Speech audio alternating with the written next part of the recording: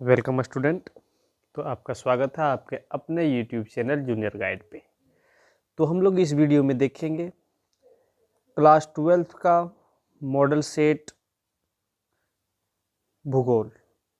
ठीक है, तो देखिए हम लोग देख चुके हैं क्वेश्चन नंबर 1 से लेकर 20 तक और 21 से लेकर 27 तक हम लोग क्लियर कर चुके हैं। अब हम लोग देखेंगे प्रश्न संख्या 28 से लेकर 34 और कुछ इसमें से भी हम लोग देख सकते हैं। ठीक है, तो खास करके हम लोग इसमें इस पार्ट को कवर करने वाले हैं 2 अंक वाले। उसके बाद अगले वीडियो में इसमें से कुछ क्वेश्चन जो हो सकता है कि हम लोग 35-39, अगर वीडियो लंबा ना हो तो हम लोग ले लेंगे 35 से 39 के बीच में। अगर वीडियो लंबा होता है तो हम लोग अगले वीडियो में पार्ट में हम लोग देखेंगे क्वेश्चन नंबर 35 से 39 और 39 से लेकर 41 के बीच वाले सभी प्रश्न। ठीक है, तो चलिए हम लोग वीडियो स्टार्ट करते हैं। उससे पहले अगर आप हमारे चैनल पे न्यू हैं तो चैनल को सब्सक्राइब कर लीजिए और दोस्तों के साथ शेयर कर दीजिए।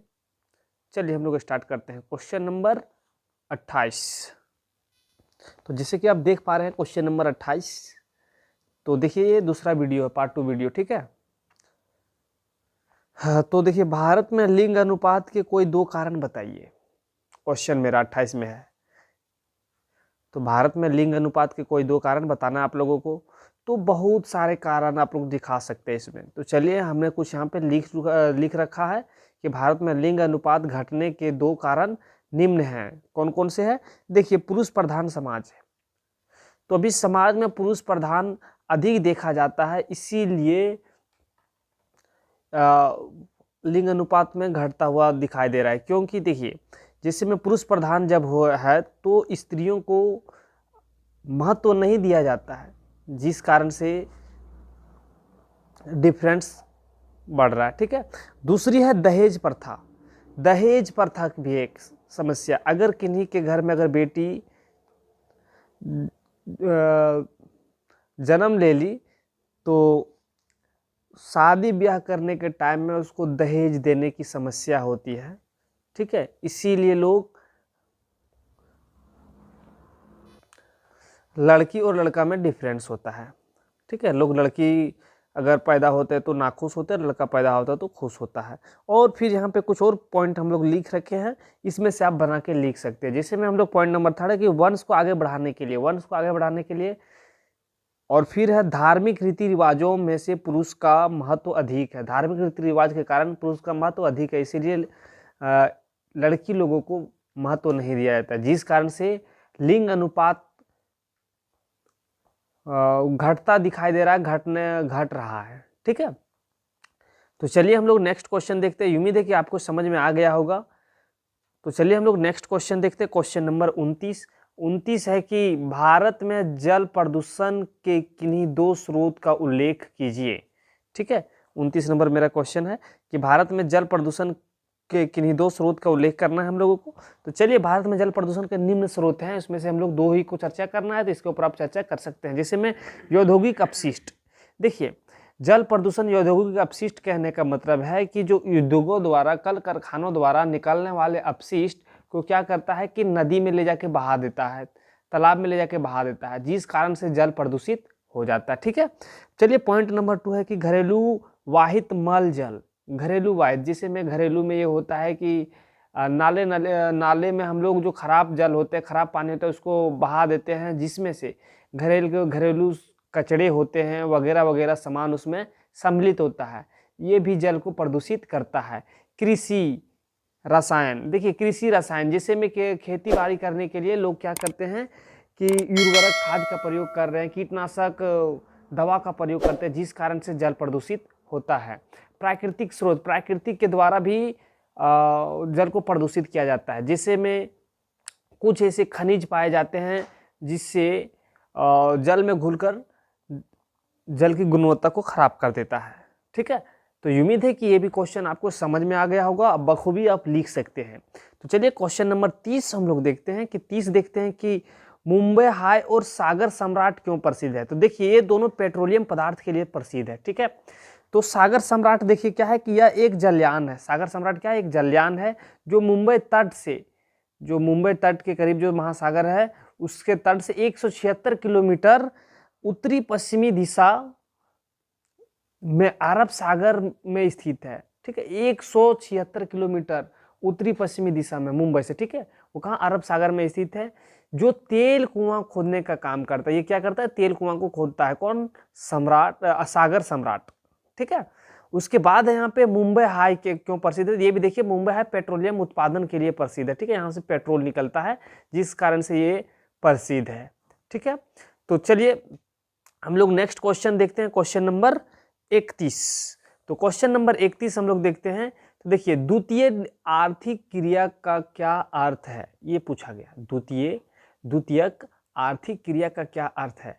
तो चलिए हम लोग सॉल्यूशन यहाँ पे हम लोग लिखे हैं। तो देखिए, जिस सेक्टर में विनिर्माण प्रणाली के द्वारा उत्पादों को अन्य रूपों में बदला जाता है उसे द्वितीयक आर्थिक क्रिया कहते हैं, ठीक है। देखिए, विनिर्माण प्रक्रिया द्वारा, ये विनिर्माण थोड़ा सा इंपॉर्टेंट है, इसमें से और कुछ बात आप जोड़ सकते हैं, लेकिन हम लोग को 2 नंबर वाले हैं, कुछ शब्दों में लिखना है, इसलिए हम लोग इसको लिख रहे हैं, ठीक है। जिस सेक्टर में विनिर्माण प्रणाली के द्वारा उत्पादों को अन्य रूपों में बदला जाता है उसे द्वितीय आर्थिक क्रिया कहते हैं, ठीक। जैसे में उदाहरण के तौर पे हम लोग लिख सकते हैं लौह इस्पात उद्योग इत्यादि, ठीक है। तो उम्मीद है कि ये भी क्वेश्चन आपको समझ में आ गया होगा। तो चलिए हम लोग नेक्स्ट क्वेश्चन की ओर बढ़ते हैं, क्वेश्चन नंबर 32। तो 32 नंबर क्वेश्चन हम लोग पहुंच चुके हैं, ठीक है। तो देखिए, स्थानांतरणीय कृषि अथवा झूम कृषि का क्या अर्थ है। तो सबसे पहले इसको हम लोग समझते हैं, बारीकी से समझेंगे, ठीक है, कि झूम खेती, ये देखिए दोनों एक ही है, ठीक है। तो झूम खेती और स्थानांतरणीय खेती कृषि दोनों एक ही है, ठीक है। तो झूम कृषि एक आदिम प्रकार की कृषि है, ठीक है, पुराने जमाने से चलता हुआ आ रहा है, इसलिए आदिम प्रकार की कृषि नाम दिया गया है। इसमें पहले जंगलों को काटा जाता है, जंगल को काटा जाता है और उसे जला दिया जाता है, जंगल को काट कर उसे जला दिया जाता है और साफ की गई भूमि को जुताई करके बीज बो दिए जाते हैं। उस प्रकार के खेती को झूम या स्थानांतरणीय कृषि कहते हैं, ठीक है। तो देखिए, अब समझिए, सबसे पहले क्या होता है कि झूम खेती कहाँ पे होता है कि जंगल को काट दिया जाता है, जंगल को काटने के बाद जो लकड़ी कुड़ी उसका होता है वहाँ पे जला दिया जाता है, जो राख बचता है उस राख को रहने देता है, और उसके बाद कुछ बड़े अपशिष्ट अगर बचे तो उसको साइड कर दिया जाता है और उसको साफ करके जुताई करके उसमें बीज बो दिया जाता है, ठीक है। उस प्रकार प्रकार के खेती किया जाता है उसी को झूम खेती या झूम कृषि कहा जाता है, ठीक है। तो उम्मीद है कि 32 क्वेश्चन भी आपको समझ में आ गया होगा। तो चलिए, इस बात पे आप एक लाइक आपका बनता है, आप लाइक कीजिए और हम लोग क्वेश्चन नंबर 33 की ओर अग्रसर होते हैं। देखिए, 33 क्वेश्चन है कि जनसंख्या घनत्व किसे कहते हैं। तो जनसंख्या घनत्व किसे कहते हैं, तो देखिए इसको समझते हैं हम लोग।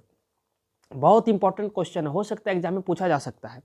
प्रति इकाई क्षेत्र पर निवास करने वाले व्यक्तियों की संख्या को जनसंख्या घनत्व कहा जाता है, ठीक है।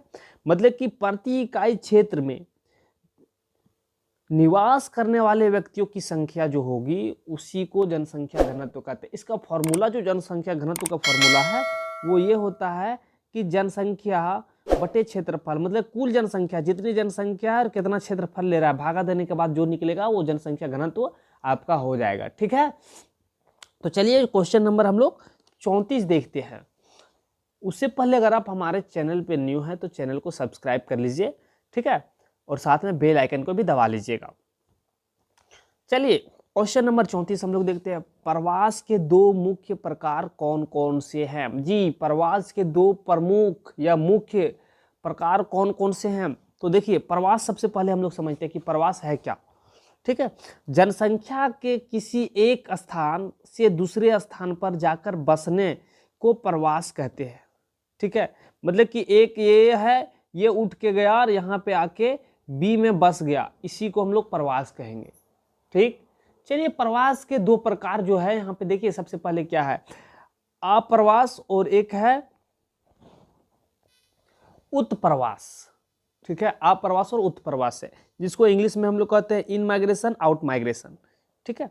तो देखिए, अप्रवास क्या है, जब लोग अन्य प्रदेशों से आकर किसी प्रदेशों में बसते हैं उसे आप्रवास कहते हैं। मतलब कि यह है कि आपके इलाके में कोई दूसरा आदमी आके यहाँ पे बस रहा है, ठीक है, तो यहाँ आके जो बस रहा है इसी को हम लोग कहेंगे आप्रवास। लेकिन उत्प्रवास क्या होता है कि यहाँ से लोग जाकर इधर मतलब कि हटने लगते हैं, उसी को उत्प्रवास कहते हैं, ठीक है। जब लोग किसी स्थान से जाकर किसी दूसरे स्थान पर जाकर बसते हैं उसे उत्प्रवास कहते हैं, ठीक है। तो ये था आपका क्वेश्चन नंबर 34। तो देखिए हम लोग ने देख चुका है कि क्वेश्चन नंबर 28 से लेकर 34 तक, मतलब कि 2 नंबर वाले जो भी प्रश्न है, दो नंबर वाले जितना भी प्रश्न है, सभी प्रश्न आपका क्लियर हो चुका है, ठीक है। सब प्रश्न हम लोग क्लियर कर दिए। अब हम लोग अगले वीडियो में देखेंगे क्वेश्चन नंबर 35 से लेकर क्वेश्चन नंबर 41 तक, ठीक है।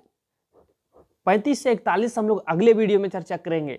तो आप जुड़ जाइए, हमारे चैनल से जुड़ जाइए, आप चैनल को सब्सक्राइब कीजिए, बेल आइकन को भी दबा के रखिएगा ताकि जो नए वीडियो आएगा उसका अपडेट आपके पास पहुंचे। तो आप चैनल को अगर नए हैं तो चैनल को सब्सक्राइब कर लीजिए और आप दोस्तों के पास शेयर भी कर दीजिएगा। तो अगले वीडियो में हम लोग देखेंगे 35 से 41 तक, ठीक है। तो चलिए हम लोग मिलते हैं नेक्स्ट वीडियो में। जय हिंद।